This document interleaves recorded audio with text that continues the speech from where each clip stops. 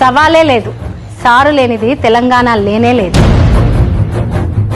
పదవుల కోసం జెండాలు పుట్టుంటాయి, పంతాల కోసం జెండాలు పుట్టుంటాయి, కానీ ప్రాంతం కోసం పుట్టిన మొట్టమొదటి జెండా ఇది. 25 ఏళ్ల గులాబీ జెండా పండుగకు 27వ తారీఖున సమర సైనికులు, కాపలాదారులు కదలి రావాలి. ఉద్యమ సింహం గర్జనతో దిక్కులు పెక్కటిల్లాలి.